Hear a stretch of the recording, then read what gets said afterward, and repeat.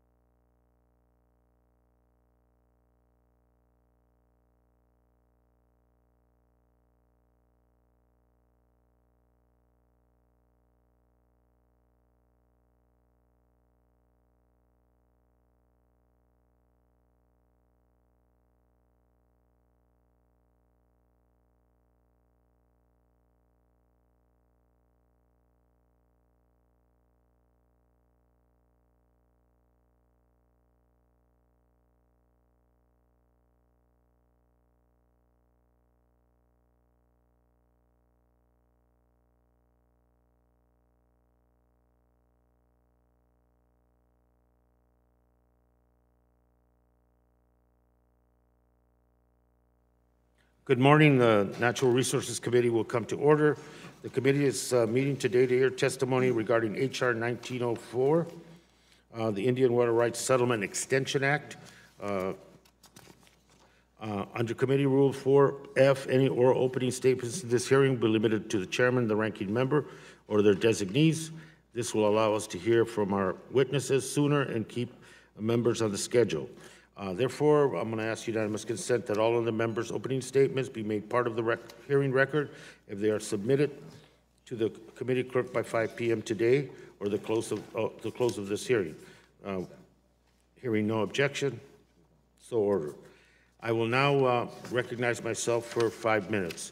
Let me begin by saying that it's anticipated that between 10:30 and 10:45 we will be called to the floor to vote. We'll recess at that point and come back, hopefully by that time, to do question Q&A with the witnesses that are here before us. Thank you for being here today. We're here to discuss an important piece of legislation, the Indian Water Rights Settlement Extension Act. This bill, H.R. 1904, is designed to address what can only be described as a water crisis in Indian country. Today, many tribal communities across the country live without running water and basic water infrastructure, even though the federal government, with its trust responsibility, is supposed to help ensure tribal water access. My bill will help address this problem by permanently extending the Reclamation Water Settlement Fund. Congress created the fund in 2009 and directed $120 million into the fund per year from 2020 to 2029 to help pay for Indian water rights settlements.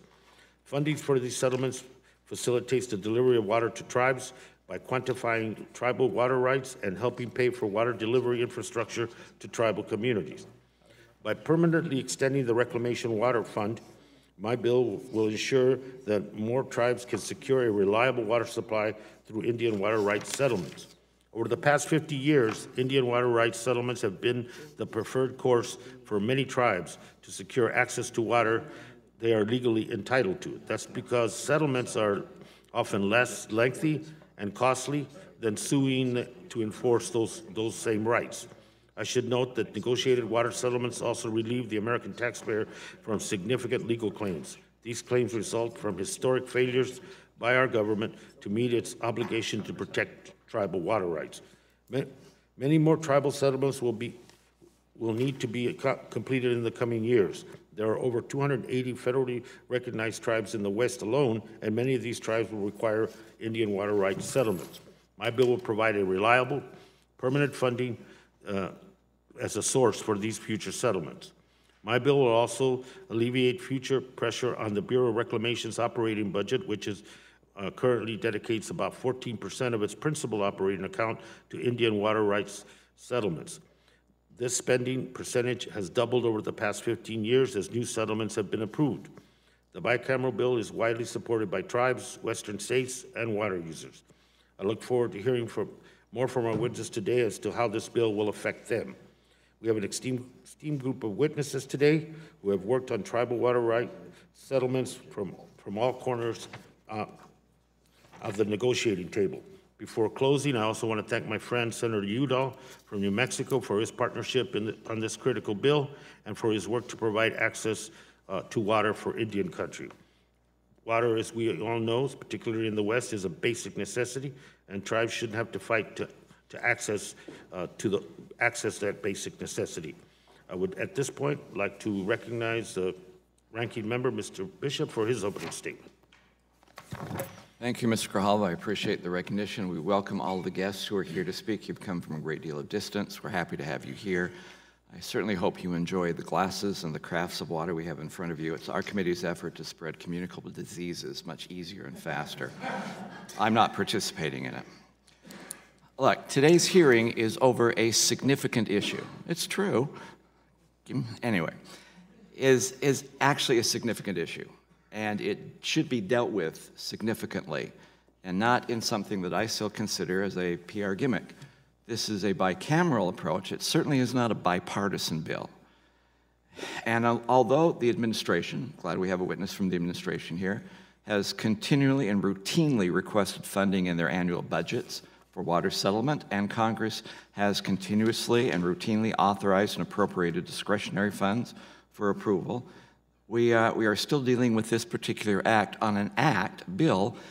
I mean, it's already authorized. We're extending an authorization that's going to last until 2029 already. That's 2029 is when the authorization expires. And actually funding in this source will last through 2034. So why would we be actually trying to reauthorize a program that doesn't go into effect yet and doesn't expire until 11 years from now? Probably for the same reason why it was passed in the first place in 2009. We passed this fact in 2009 that didn't go into effect for 11 years. Now, why would anyone rationally do that? It's very simple. That way it doesn't score. CBO only scores on a 10-year.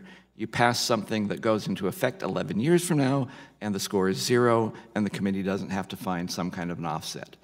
Actually, if we were doing this the right way, and actually scoring this thing, the cost would be $1.2 billion over 10 years that this committee would then have to find an offset. So the idea that we're bringing this up right now is, to me, a gimmick. It's a gimmick to get out of the scoring process CBO gives there.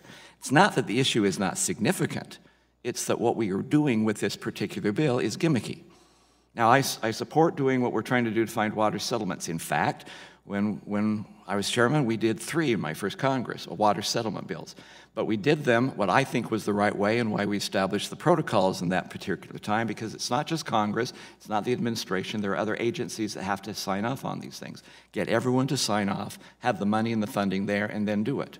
There is one bill that's actually been introduced and could have been part of this particular hearing. In fact, we asked for it. It's one water settlement that has had everyone sign off on it. It does have the money. The tribe is in favor of it. The state's in favor of it. It happens to have a Republican sponsor, and I certainly hope that is not the reason we do not have a hearing on this particular bill today. It's also my bill, too, which is one of the reasons why I would like to see a hearing on that bill, because it is ready. It has gone through the process, and it has the buy-off on all of those. But once again, this particular bill does not ensure the transparency and the accountability that we need in this process. This does not ensure that the protocols to make sure that all those who have to sign off will sign off ahead of time. And once again, the reason we are doing this bill right now is simply as a gimmick to avoid having a score. That is not a noble cause for having a piece of legislation. So when we have something that's, I think, legitimate and sincere and significant on what is truly a significant issue, I want to be part of it, and I want to help do it in a bipartisan way. This is not it. So with that, I apologize for the witnesses for being here. Go ahead, drink at your own risk. And And thank you for the time. I'll yield back what's remaining. I got a minute. I'm setting the example here. I'm yielding back early. Thank you so much. Mr. Bishop, your generosity it's overwhelming. I can't even. Oh, don't spend it all in one place. I can't even put words into it. I want to, again, welcome and thank the witnesses for being here. We're going to hear your testimony. Let me remind the witnesses that under our committee rules, they must limit their oral statements to 5 minutes, but their entire statement will appear in the hearing. When after 4 minutes, the yellow light will come on, and after that, the red light will come on, and that would be the time for the witnesses to wrap up any of their statements that they're making. And what I will now introduce the witnesses. First, let me welcome the Honorable Edward Emmanuel, Chairman of the Tohono O'odham Nation of Arizona. The Tohono O'odham Nation has more than 34,000 members located in southern and central Arizona, and as one of the first tribes to enter federally approved water rights settlement. Next to him is Mr. Mickelson, Senior Advisor to the Secretary of Interior for Water and Western Resources issue. Mr. Mickelson also serves as Chair of the Working Group on Indian Water Settlements at the Department of Interior. Welcome, sir. Next, we have Mr. John Echohawk, Executive Director of Native American Rights Fund in Boulder, Colorado. Native American Rights Fund has represented tribes in 9 Indian water settlements to date. The committee will also hear from Ms. Michelle Bushman, Legal Counsel for the Western States Water Council based in Murray, Utah. The Water Council is an association of governor-appointed water advisors for 18 Western states. And finally, we'll hear from Mr. Dave Roberts, Associate General Manager for Water Resources at the Salt River Project in Phoenix, Arizona. SRP has been involved in nearly all of the congressionally approved Indian water settlements in Arizona. After the entire panel has testified, members of the committee will be given the opportunity to ask questions. The chair welcomes and recognizes Chairman Manuel for your testimony, sir. Good morning, Chairman Grijalva, Ranking Member Bishop, and distinguished members of the committee. Thank you for your leadership on these important issues and providing me the opportunity to testify here today. My name is Edward Emmanuel, and I'm Chairman of the Tohono O'odham Nation, a federally recognized tribe with more than 34,000 members located in southern Arizona. Water is a vital resource for most of the Arizona tribes. Centuries of non-Indian encroachment on tribal lands have led to the depletion of water resources and widespread damage to our way of life and the environment. Chronic underfunding of water settlements has led to uncertainty of tribes and non-Indians alike. The nation is keenly aware of the critical need for long-term stable funding sources to implement existing settlements and to fund future settlements. We were one of the first tribes with a federally approved water settlement, and we are also a tribe with water rights subject to ongoing settlement negotiations. First, some background on the nation's water resources. Our reservation is one of the largest in the United States, comprising more than 2.8 million acres. The O'odham have cultivated this land for centuries to support the way of life, growing crops, raising livestock, and harvesting mesquite timber on thousands of acres. Non-Indian mining, irrigation, and municipal growth drastically undermine the nation's use of its water rights. Our wells went dry, and our crops and timber dried up. This damage worsened by inaction and mismanagement by the federal government, as our trustee failed to provide our water rights. Climate change and drought also reduced groundwater recharge and access to surface waters through the Central Arizona Project, or CAP, which is a critical source of water for water settlements in the state. The nation settled a portion of its water rights claim in the far eastern portion of the nation's reservation through the Southern Arizona Water Settlement Act, called SWARSA, and its amendments. The nation gave up substantial claims for damages to groundwater and surface water. In exchange, the United States promised the nation would receive reliable, affordable, and long-term access to CAP water. Unfortunately, federal funding problems have prevented the full implementation of SWRSA. SWRSA created the cooperative fund to cover charges for delivery of the nation's CAP water entitlement. The cooperative fund was to be funded by federal, state, and private contributions. The state and private interest made their contributions, but the federal government contributed a small fraction of the amount Congress authorized. If the federal contributions had been made as intended, the accrued interest would have ensured and continued reliable access to the nation's water entitlement. Instead, the cooperative fund is dangerously undercapitalized. If our settlement runs out of funding for water delivery, we could face the closure of tribal farms in which we have invested millions of dollars, layoffs of tribal employees who work on the farms, default on crop loans that are paid with revenues from the farms, and the breach of other agreements with settling entities.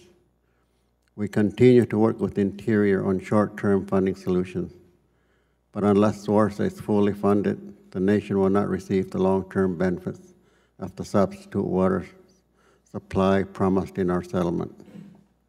SWRSA settled a small portion of the nation's water rights claim for less than 1/20th of our reservation.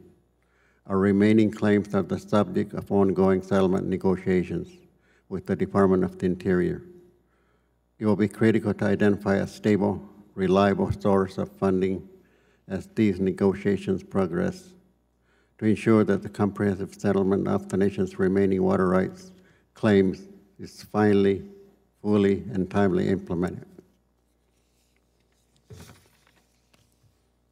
Resistance on funding Indian water settlements through appropriations has been a problem, both for existing settlements like SWRSA and like the one the nation currently is negotiating.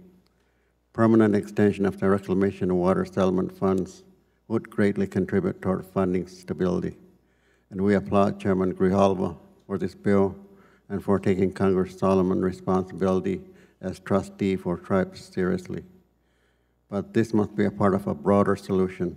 Because of funding backlogs, it is critical that Interior and other federal agencies also take responsibility and use discretionary funding through appropriations process to implement water settlements. Without this commitment from federal agencies, water settlement funding and implementation will remain incomplete. Thank you. The nation appreciates this committee's interest in this critically important issue. I'm happy to answer any questions. Thank you. Thank you very much. Let me now turn to Mr. Mickelson for your testimony, and welcome, sir.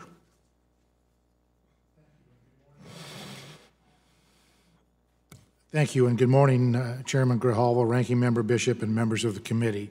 My name is Alan Mickelson, Senior Advisor to the Secretary on Water and Western Resource Issues and Chair of the Department's Working Group on Indian Water Rights Settlements. Thank you for the opportunity to appear before you today to testify on behalf of the Department on H.R. 1904, a bill to permanently extend the Reclamation Water Settlement Fund. I've provided my written testimony for the record, which I will briefly summarize for you now. The administration continues to strongly support the policy that negotiated Indian water rights settlements are preferable to protracted and divisive litigation. And we appreciate the role and the work of this committee and the Congress in these efforts. Negotiated settlements allow tribes, states, and local water users to achieve finality on difficult issues of title to water, freeing up surrounding communities to make critical management and development decisions. Settlements allow the parties to develop creative solutions to overarching water resource issues.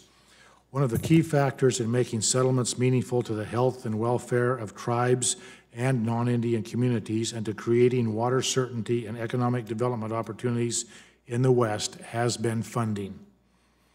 Funding is needed to secure new water supplies, build or rehabilitate infrastructure required to deliver water, and protect resources such as treaty fishing rights that are of critical importance to tribes. Settlements provide opportunities for local solutions, and because they have federal and local cost share requirements, the settling parties share in the burdens as well as the benefits that can arise from investments in infrastructure. H.R. 1904 aims to address the need for funding by permanently extending the Reclamation Water Settlement Fund, which currently authorizes the Secretary of the Interior to expend from the settlement fund up to $120 million a year of the amounts deposited through fiscal year 2029, plus accrued interest in each of the years from fiscal year 2020 to fiscal year 2034. While the current Reclamation Water Settlement Fund will become available for expenditures in 2020, much of it is already committed to existing enacted settlements. The bill would not prioritize settlements other than those currently prioritized in the Reclamation Water Settlements Fund. I want to emphasize the importance of these settlements as underscored by the legislation the committee is considering today. Disputes over Indian water rights can be expensive and divisive. In many instances, these disputes last for decades, represent a tangible barrier to progress for tribes, and significantly hinder the rational and beneficial management of water resources. Indian water rights settlements can break down these barriers and help create conditions that improve water resource management by providing finality and certainty for all affected water users. When settlements can be reached, they provide opportunities for economic development, produce critical benefits for tribes and non-Indian parties, and bring together communities to improve water management practices in some of the most stressed water basins in the country.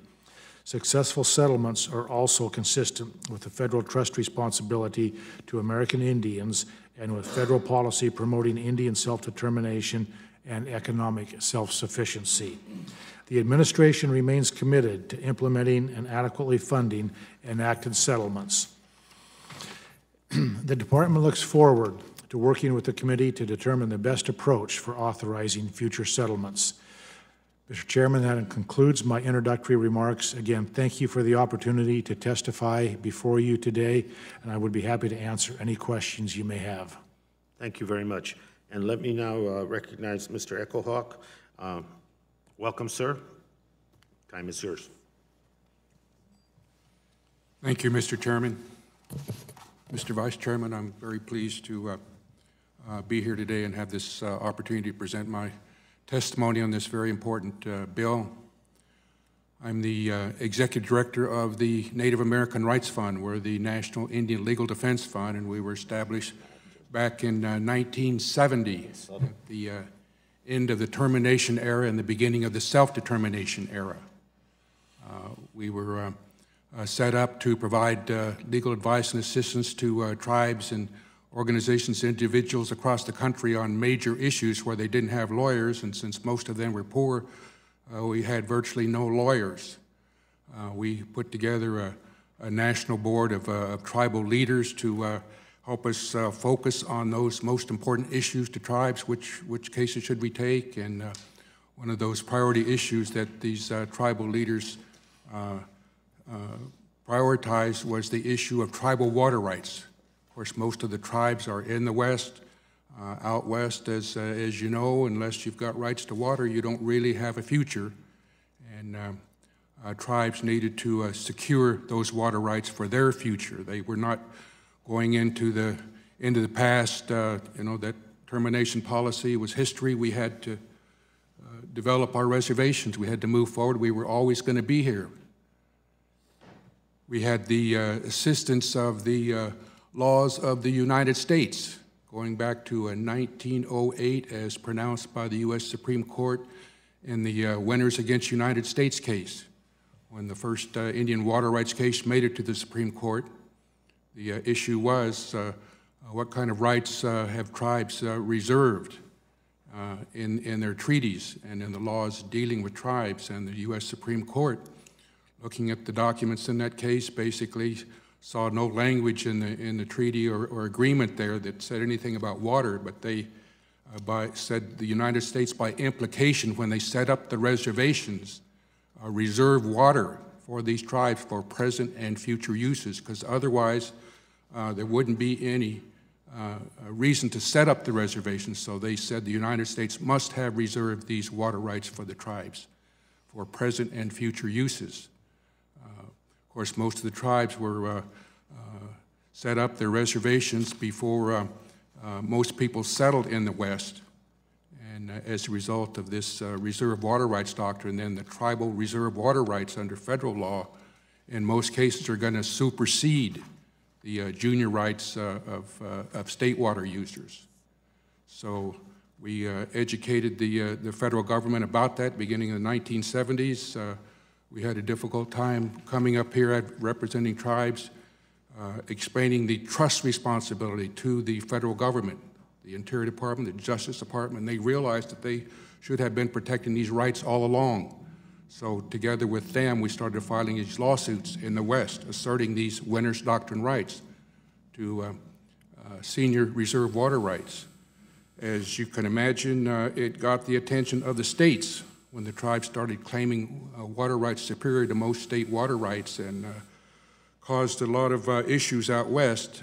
As a result of that, I was involved together with tribal leaders and governors in meetings to talk about this. And we all agreed that these cases would take forever and ever, since you know, everybody has to be joined in these water rights proceedings, and that the only way to avoid that was settling these cases out. So we worked with the administration back then in the 1980s to set up the Secretary's Indian Water Rights Office. We got this settlement process underway, and as a result of that, since the 1980s, we've got 32 of these done. At the Native American Rights Fund, we've been involved in 9 of the cases that have settled these cases. We've continued to work with the states, particularly the Western States Water Council here, over all these years, educating people about these issues. We have seen in this whole process, we can settle these issues out West, but the toughest part is getting the federal government to pay its fair share of the settlement costs. We have tried all kinds of things over all the years to try to make that happen, and this Reclamation Settlement Fund is the latest result of those efforts. It's very difficult to get funding for these water rights settlements, and this Reclamation Settlement Fund would continue that process. As Alan just said, you know, the money's already spoken for here through 2029 for the most part, and we need this bill. We got to keep these settlements going. So with that, I hope the committee is able to move this bill forward. Thank you, Mr. Chairman. Thank you, sir. Let me now recognize Mr. Bushman to testify. Sir? Ms. Bushman, I'm sorry. Thank you. Chairman Grijalva, Ranking Member Bishop, and members of the committee, thank you for this invitation to testify. My name is Michelle Bushman, and I am the legal counsel for the Western States Water Council, a government entity that was created by a resolution of the Western governors in 1965. Our members are appointed and serve at the pleasure of their governors, advising them on water policy issues. Our states include the 17 reclamation states, as well as Alaska, covering a wide geographic and political spectrum. Our mission is to ensure that the West has an adequate, secure, and sustainable supply of water of suitable quality to meet its diverse economic and environmental needs now and in the future. In the West, scarce water resources circumscribe our growth, our economic opportunity, and our social and environmental quality of life for Indian and non-Indian communities alike.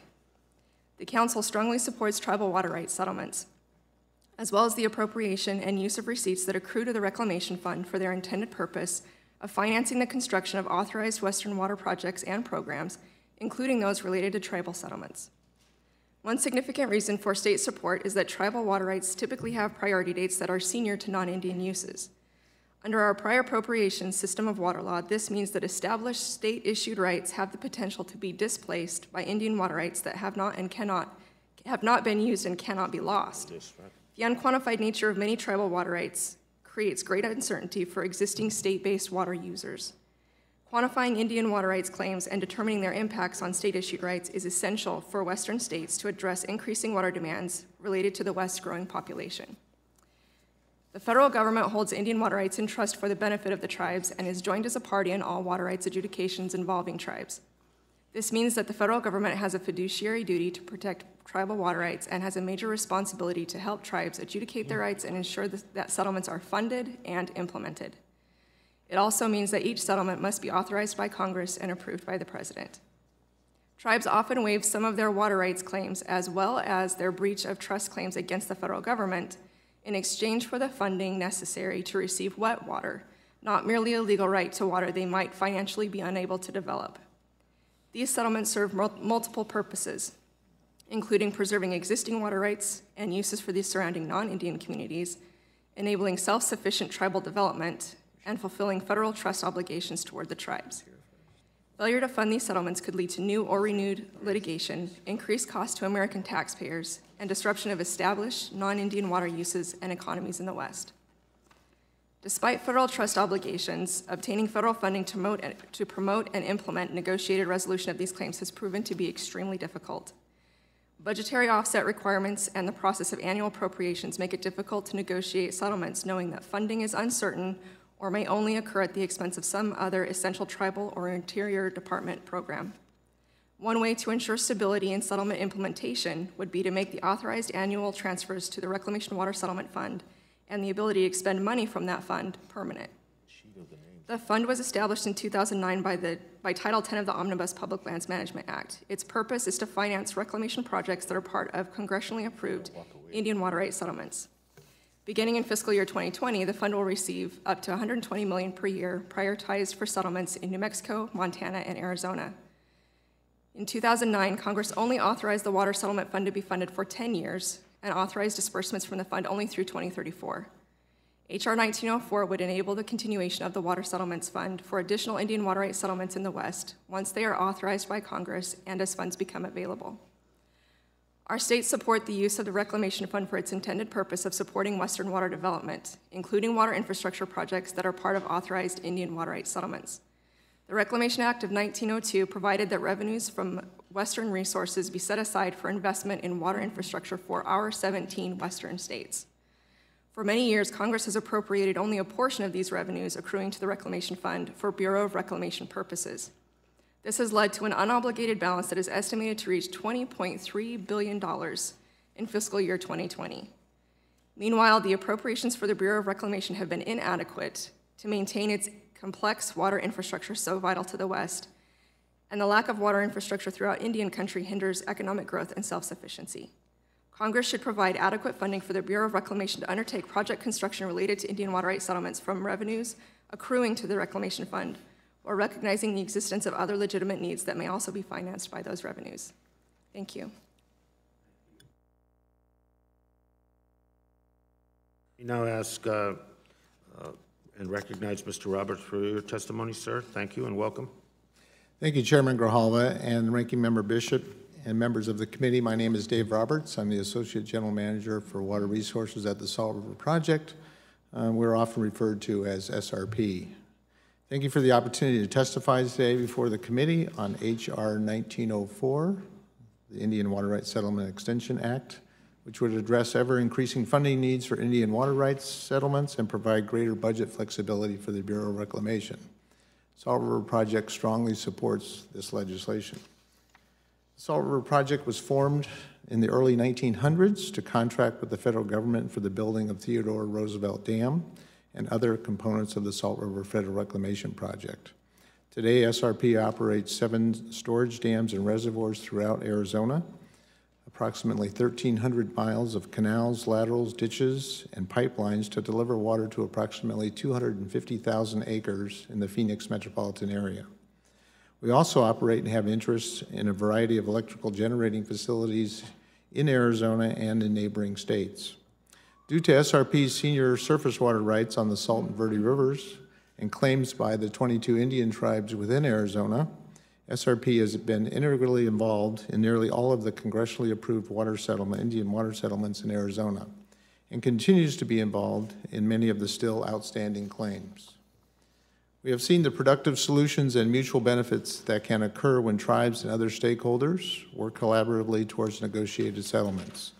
Most important among the benefits is water supply certainty, which is a fundamental outcome of any Indian water rights settlement. In addition, the improved communication and trust produced by a negotiated settlement has allowed Indian communities and their neighbors to improve water management regionally. My prepared testimony goes into detail on a number of tribal water rights settlements in Arizona, their costs, their benefits, and SRP's involvement in those settlements. I would like to just highlight a few of those today. Following the completion of the Salt River Pima Maricopa Indian Settlement, SRP and the community worked to create one of the largest underground water storage projects in Arizona.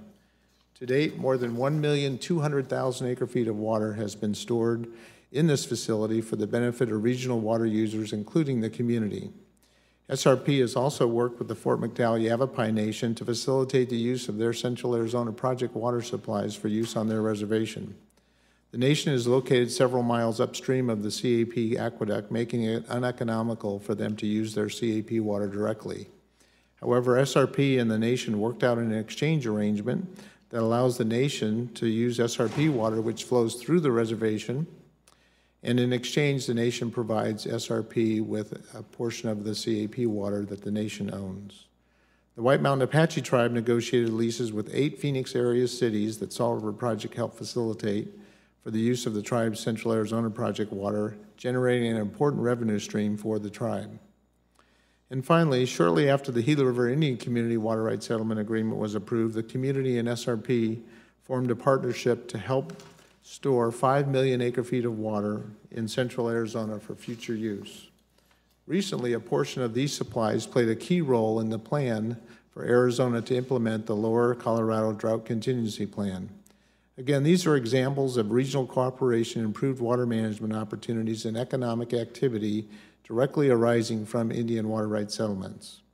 And while there are many challenges to successful completion of Indian water rights settlements, funding the infrastructure components of settlements continues to be a major barrier. To address the funding challenge, Congress passed legislation to deposit revenues into the Reclamation Water Settlement Fund, creating a mechanism for funding settlements that did not put undue pressure on the Department of Interior's discretionary budget. Under this law, the direction of revenues will end in fiscal year 2029, but the need is far from over. There are still more than 10 settlements to go in Arizona alone, and funding the infrastructure component of the remaining settlements will be a significant challenge. The passage of the Indian Water Rights Settlement Extension Act will go a long way to help address this funding challenge. SRP appreciates your leadership on this important issue and supports passage of this legislation. Thank you, and I'd be happy to address any questions that you may have. Thank you very much to all the witnesses, and let me turn to my colleague for her questions, Mr. Politano. Thank you, Mr. Chairman, and welcome to all the witnesses, and thank the chairman for holding a meeting. This hearing on Indian water rights, over 10 years ago, I became the chair of this subcommittee, the 110th Congress. And one of the first hearings we held was the Navajo-Gallup Indian Water Rights Settlement, and was submitted a drawing by the children like this, where the water came from.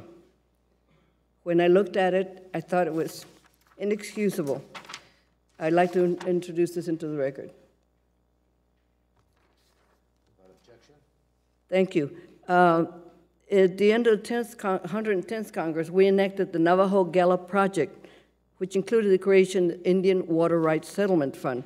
We also passed the Claims Resolution Act, which settled the water rights for 7 tribes and pueblos. We're proud of that work, but you still, a lot of work remains. And Mr. Bushman, you stated that the Congress should investigate the advantages of restoring the Reclamation Fund as a true revolving fund. What would that mean? Would that mean that you would increase the fund to more than $120 million? For this specific bill, we would include, or just continue the $120 million going forward as has been proposed by the bill. But what we are concerned about is that the Reclamation Fund accrues revenues approximately $2 billion a year, and approximately $1 billion a year goes back to the reclamation states, whereas all of it should be.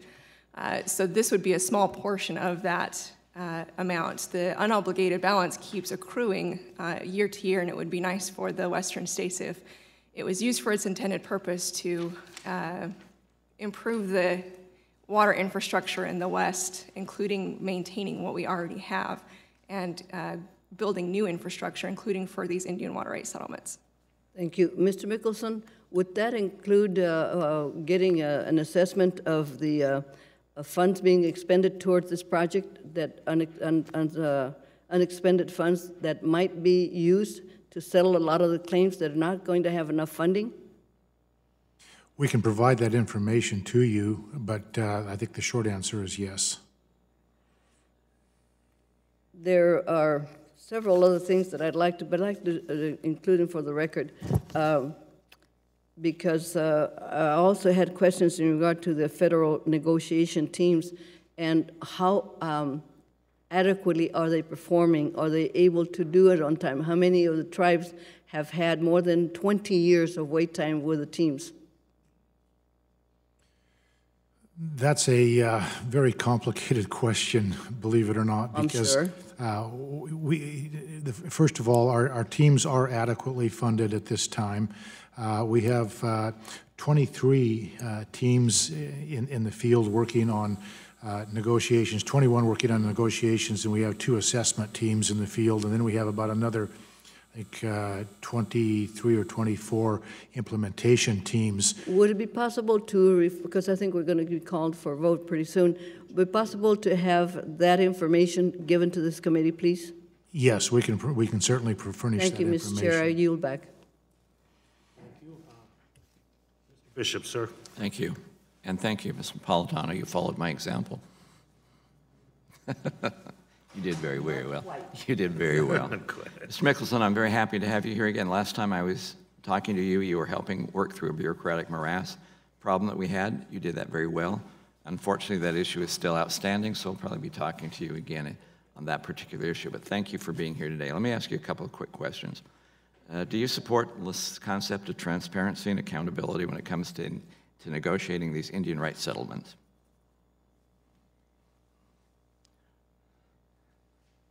I'm sorry, that was you, Mr. Mickelson. Do you all still support transparency and accountability? You scared me there. He doesn't. Say yes, say yes. Okay. Actually, let me move on. I'm under the assumption that the answer is yes, and that the purpose of the administration is still to continue in that kind of effort, which we've done in the past when we've codified the 3 Indian water settlements we did in the last Congress, or the Congress before that. Look, you've also done some significant. This bill, if authorized, would have $120 million that would go into this fund. This bill, if not passed, would have $120 million going to this fund. In fiscal year 19, you authorized from discretionary money $127 million into this fund. And I understand that this year you were requesting in the budget $178 million into this fund. So the amount of money going into there is pretty consistent, and I think we all are supportive of that type of an approach. I think what I would ask you, though, is will Reclamation continue to request discretionary money once the mandatory money is being made available through existing funds? Due to the financial pressures that we have to implement these settlements, we don't have any choice but to request both discretionary and mandatory expenditures. And actually, if we're looking at water altogether, which is a complex issue, we have even bigger problems coming down the pike, because many of the programs that were instituted in the past, 20, 30, 50 years ago, those are all starting to wear out. There needs to be some replacement in many of those projects. So the issue of water storage, especially for the West, is going to get more complex, more expensive as time goes on. It won't get cheaper. So I appreciate that. And also, I mean, if you go back to fiscal year 16, you've been coming up to discretionary appropriations close to that $120 million level or exceeding that. So I don't see any of that changing. And that's why the issue of this particular bill is so frustrating to me, because no new money is actually going to go into the system. It's the same mandatory money that's going to go into the system. It could be the same discretionary money in addition to mandatory money going into the system.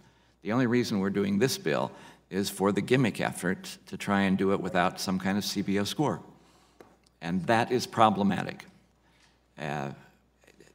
This is a good fund. It's the appropriate use of the fund. I want to make sure that we're doing these settlements in the right way, but I also want to make sure the legislation is done in the right way. So I appreciate that concept. Do you actually believe that over the years, Reclamation has requested sufficient funds through the discretionary process?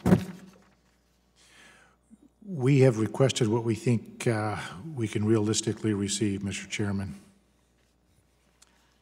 I guess that's what happens. Does the administration support this bill? The administration does remain committed to implementing and adequately funding enacted settlements. Well, hell, so do I, but does the administration support this bill? Or you haven't taken a position on it? Is that what you're trying to tell me?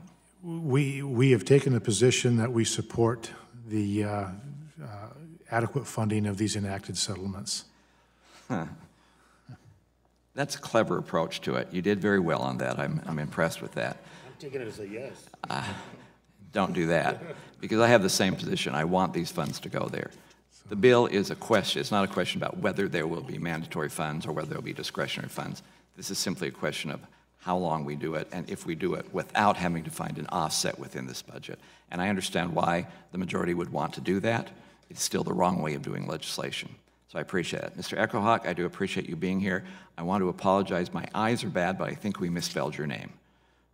Unless your name is Echohawk, we put the W in the wrong place, so I apologize to you in advance of that. Mr.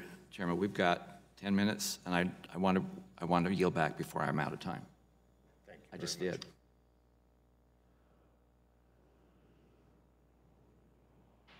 Actually, votes have been called. This hearing will be in recess, and after votes, we'll resume with the members that return to have questions. I have some, and other folks will return. I appreciate it. My apologies to the witnesses. Your patience and indulgence is very much appreciated. Thank you very much.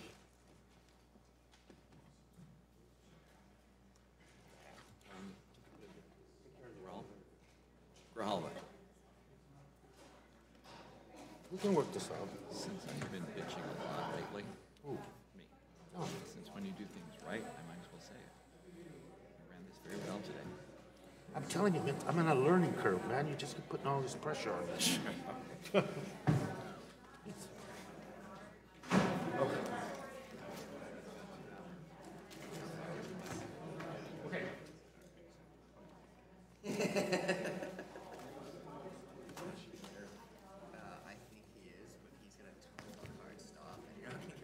There's a amendment post, you're not gonna get back here until 11:40.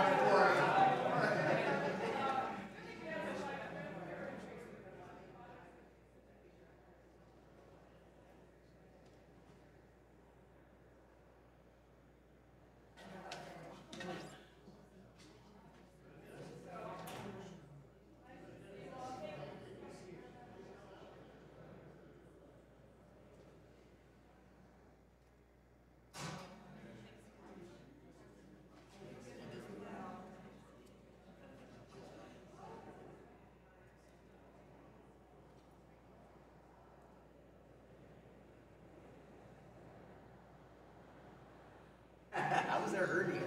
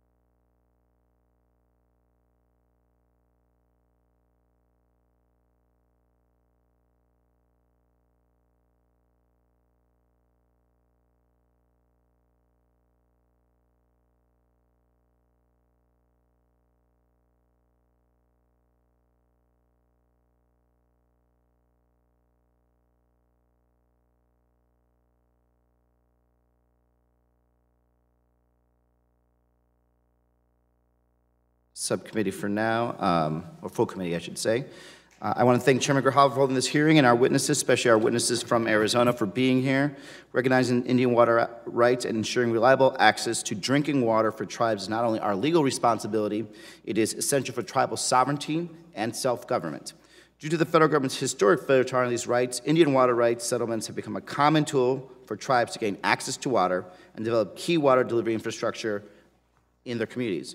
Fully funding and enforcing current and future water rights settlements in Arizona is absolutely essential for our tribes and for local stakeholders and economies. When sovereign tribal nations, local governments, and federal agencies come together to agree on something as contentious as water in the Arizona desert, our failure to fully and consistently fund that agreement can't be what holds it up. It is our responsibility to ensure the federal government honors its end of the bargain when it comes to water rights settlements. That's why I'm proud to be an original co-sponsor of H.R. 1904, which provides the certainty and support that we owe to our tribal partners. I'll be starting a line of questioning, and we'll continue with the hearing. My first question is for Chairman Emmanuel of Arizona's Teotihuacan Nation. Thank you for being here. Chairman, the TO is one of the first tribes in the United States to enter a federally approved water rights settlement. How would things be different for your nation if federal contributions to the settlement had been deposited when agreed to?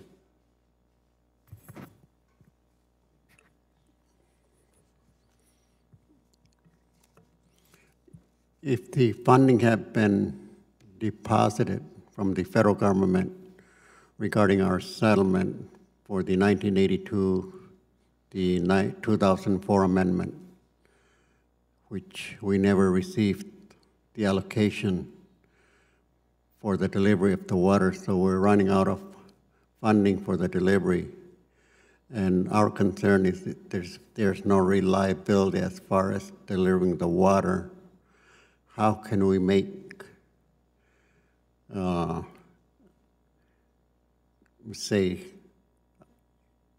for our economics on the farming of our lands? Because if we look at how we can be financially stable with our farming, we need to have the markets available. And a lot of times we do with foreign companies, and they want reliability, they want long-term plans in place, and yet we don't have reliable water. And that's our concern, is how can we be financially viable if we don't have the reliability of the water? Thank you, Mr. Chairman, and as Arizonans, we completely understand the need for water as well as obviously reliability for your planning for your nation. Next question is for Mr. Roberts. I'm proud to have worked on many Arizona priorities for SRP since even my State House days. And thank you again for coming and being such a great community group. With 10 settlements outstanding in Arizona alone, could you tell me the time frame for finishing these agreements and funding the remaining infrastructure components? Sure, Representative Gallego, great question. I wish I had a good crystal ball to give you the timing on that, but a lot of that just depends on funding of these settlements and also reaching agreement on a water budget and what the projects would be relative to that. Many of the settlements that I've been involved in have taken many, many years. Stanley Pollock and I spent 19, almost 20 years working on the Navajo and Hopi settlement, and I hope someday that we will come back and finish that one up. But these things can take a while, and we just hope that we can get back talking and finishing them up. Thank you, and I was really glad to see that that you worked very well, and all of Arizonans worked very well on our drought contingency plan. I think we should. I know it's not the topic of conversation right now exactly, but I think it's still something that we should also mention. It is disturbing, though, that you are talking about settlements that are more than 20 years old. I mean, there are members of Congress that are younger than these outstanding settlements. And I'm not talking about myself. On that note, can you describe how Salvador Project was involved in the DCP this year and the opportunities the tribes had to engage in that process, especially the consultation process, something that we are emphasizing in this committee? Sure. Thank you again for that question. Salt River Project was asked to be a part of the steering committee that put together the implementation plan for the state of Arizona on the drought contingency plan. A lot of that is because we have relationships with a lot of the interests that were affected by the DCP and Colorado River, and also because of our past experiences in working on these complicated water matters. Salt River Project has an operational relationship with the Central Arizona Project that delivers Colorado River water into Central Arizona, so we were able to work out an exchange agreement with CAP that will help relative to the DCP. We also have a very strong working relationship with the Gila River Indian community, and part of that relationship ended up helping out one of the entities of the Central Arizona Project called the Central Arizona Groundwater Replenishment District, and getting them through relative to the drought contingency plan impacts. Relative to the question about tribal interest and tribal involvement, I think it's fair to say that the Gila River Indian community and the Colorado River Indian tribes were both very, very significant in getting that implementation plan completed. Both tribes have a significant amount of resources available on the Colorado River, and both of them were willing to make their supplies available to mitigate the effects of Arizona taking a cut out of Lake Mead. So I would say with both of them, and especially with the Gila River Indian community, without their support and without their involvement, I don't know that Arizona would be here today supporting the DCP, because we just haven't been able to, we wouldn't be able to complete the mitigation in the state, so. Yeah, I truly do believe the unsung heroes of the DCP are tribal nations that really stepped up. Next, I'd like to recognize Representative Horsford from the great state of Nevada. Thank you, Mr. Chairman, and I want to thank Chairman Grijalva for organizing today's hearing on Indian water rights and for placing such a big priority on an important legislation, which is to ensure the federal government meets its commitment to safeguard and expand Indian water rights for all tribal communities. After systematically taking land from Native American tribes, committing atrocities on Native peoples, and forcing tribes onto small plots of land, mere fraction of their original size, the Supreme Court decided in 1908 that the U.S. government has the obligation to provide water to Native reservations. Despite this Supreme Court decision, the federal government has long failed to follow through on its commitment to tribal communities. 100 years later, Native American tribes still lack comprehensive water rights and infrastructure. Many tribal communities currently live without running water and continue to negotiate water rights settlements with the federal government, hoping to win the water rights they have long been denied. As we have heard today, funding for Indian water rights settlements expires in a decade unless Congress passes legislation to permanently authorize funding for Indian water rights settlements. The U.S. government's commitment to safeguard Indian water rights is not a temporary issue, and it should not be subject to a sunset clause. The federal government has a permanent obligation to ensure tribes have reliable and continuous access to water, and our laws should reflect that obligation. That is why it is so important that we discuss this legislation today. And while I know that there are some members who suggest that we should wait another 10 years to address this issue, but Native tribes should not have to wait 10 years for Congress to make a permanent and final commitment to their rights. This is not merely a funding issue. It's a legal issue, it is a moral issue, and it is a human rights issue. The U.S. Congress must pass legislation to permanently authorize funding for Indian rights settlements, and we must do so with urgency. Chairman Emmanuel, my district is home of the Northern Paiute, Western Shoshone, and Southern Paiute people, all of whom have had long-standing issues caused by underfunding. Your testimony describes chronic underfunding of the Southern Arizona Water Rights Settlement Act, an agreement that was supposed to grant your tribe permanent and sufficient access to water. As you described, underfunding has prevented its full implementation. Can you briefly explain how the underfunding of your tribe's water rights settlement failed your community?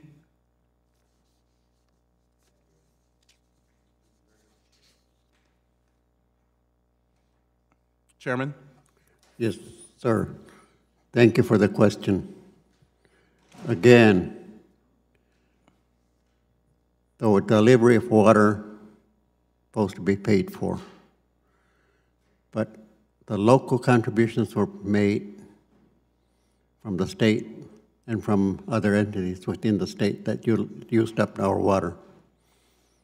And the federal government put in the other half of that amount, which is 5.25 million. But there's also been another 16 million that they're supposed to be put in to utilize the interest on that to pay for the delivery of the water.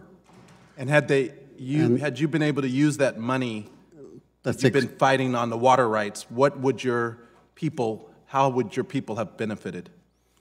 One of the things I brought out earlier was in order to plan long-term on our farms and how we utilize the farms and what crops, cash crops we can utilize to be viable financially, we're looking at, which we've done in one of our farms, which is not utilizing CEP water, but is utilizing groundwater. They have been exporting their crops, but it takes a long-term planning. It takes commitment on both sides, which we can do with this water because we don't have viable. Thank you. Ms. Bushman, there are 21 tribes, including the Walker River Paiute tribe in Nevada, that are in ongoing negotiations with federal negotiation teams right now to reach a water rights settlement. Can you describe how a permanent settlement fund extension would provide certainty during negotiations, both for the federal negotiation teams and tribes in my state and across the United States? The Walker River tribe is struggling because as a threshold matter, the parties actually have to come to an agreement. They have to find some common ground, and they're struggling with that in that particular case. Not all settlement agreements are going to come easily. In fact, I don't think any of them ever have. But once they do, usually funding is a critical piece of that to kind of what we call grow the pie. There's a limited amount of water, but if we can put in infrastructure, that water will go further, which means that existing water rights stay where they are, and tribes can have access to wet water. And that funding piece that comes partly from the states, but a significant chunk comes from the federal government in exchange for the tribes giving up part of their water rights and also giving up their claims against the federal government for their failure to fulfill their trust obligations. That funding builds that infrastructure piece that allows water to go where it needs to go. We grow the pie, we make more water essentially because we're not losing as much of it to leakage or to running out to the ocean or whatever is going on in that unique situation. So once we reach that, once we pass that threshold issue of the parties finding common ground so they can agree, that funding piece becomes critical. Without that, then we're back to the drawing board and back to litigation and back to tribes not getting wet water and back to the threat to existing state water rights. So it's a critical piece, but it's not the first piece. Thank you, Mr. Chairman, for holding this very important hearing, and I look forward to working with you to pass this permanent authorization. Sir, for your questions, and to the witnesses, thank you for your patience. Mr. Roberts, and thank you for being here, and please thank the leadership at SRP for participating in this. I was encouraged by your stories of Indian water rights settlements having positive outcomes for everyone, including non-tribal water users. Too often we hear that these settlements are divisive, that somebody always ends up being hurt in the process. And so a little bit about how these settlements can and should provide positive outcomes for SRP and your customers as well. Sure, thank you, Mr. Chairman.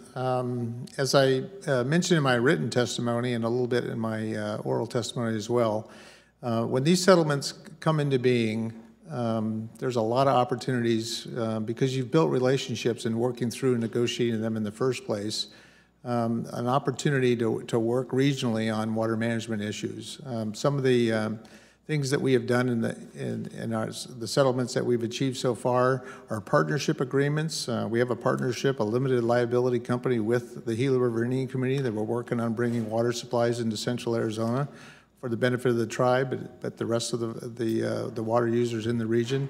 We've worked out agreements to exchange water supplies. We've worked out agreements to store water supplies, both underground and above ground as well. And so what it adds to is the entire regional economy. So we look at these as opportunities for expanded economic development where those settlements have taken place, and look for more opportunities to do that as well. I think it just opens up the trust and the communication and the opportunities for more collaboration when you reach these settlements.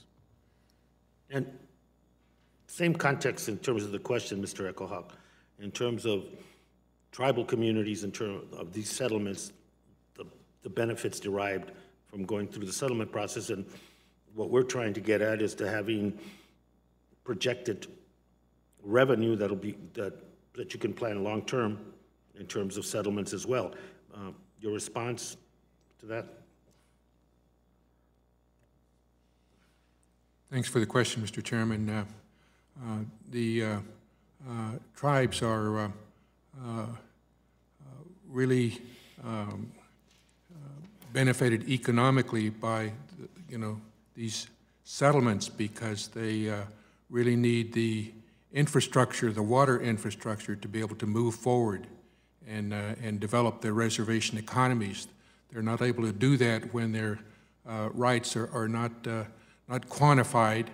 The settlement process allows them to do that, and then to get the funding to implement the settlement and build the necessary infrastructure to utilize that water. It not only benefits the tribes economically, but their surrounding Indian or non-Indian neighbors as well. And we see really tremendous economic benefits with tribes and their neighbors through this settlement process. It's something that really came to light early on when these cases first started, and the needs that were expressed by Western businesses for certainty in terms of who owns the water that has to be determined in order to move forward the Western economies. Thank you. Mr. Mickelson, how many Indian water rights settlements are Interior and the Department of Justice actively pursuing at this point? Settlements that we have 23 settlements, sir, that we're actively pursuing. We have negotiation teams appointed for 21 of those, and I think 2 assessment teams right now. Thank you. And do you have an estimate about how much it would cost to finalize these settlements? Is it fair to say that would cost billions or less than billions? Just the settlements that are under discussion right now would probably be, as a rough estimate, somewhere in the vicinity of $5 billion. And one other point I wanted to ask about is, in addition to those 23 ongoing negotiations, future settlement negotiations will probably be needed to settle claims with other tribes. Is that correct?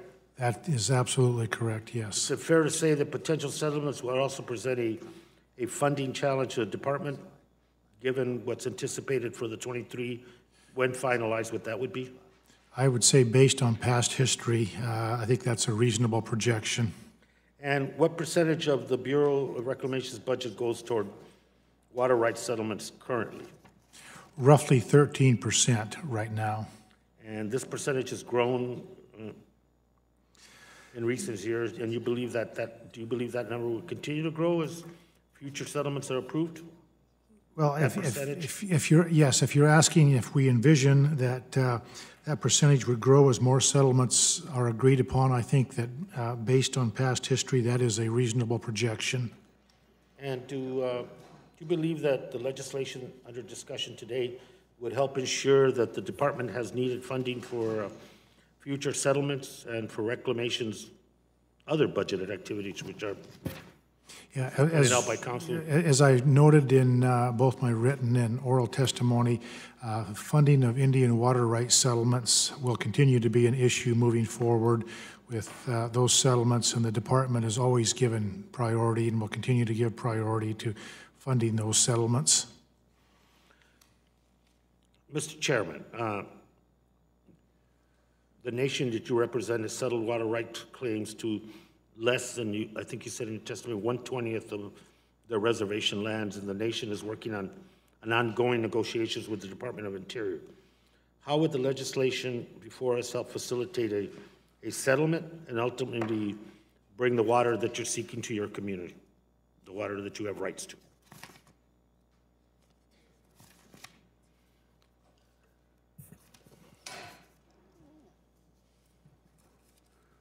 Right now on the current settlement that we have, it's only for the 2 eastern districts that was settled on, that we're still working on. And we still have 9 more districts on the main reservation that we need to address. And that's one of our concerns, because we're right now we're in negotiations with the Interior and also with the state and the local agencies. We're going through this exercise as far as the process and also as far as getting estimates and assessments and all those things that we're going through, but what assurance do we have that there's going to be funding available at the end of the process when we're ready to settle? Because right now we still haven't gotten our full settlement on the original settlement that we had. Thank you, and let me thank the witnesses for their time and your valuable testimony today and for answering the members' questions. Today's hearing will help the committee understand the importance of Indian water rights settlements and the need for reliable, consistent funding source for future settlements. And the members of this committee might have additional questions for the witnesses, and we will ask you, if you can, to respond to those in writing. And under Rule 3.0, members of the committee must submit witness questions within 3 business days following the hearing, and the hearing record will be held open for 10 business days for those responses.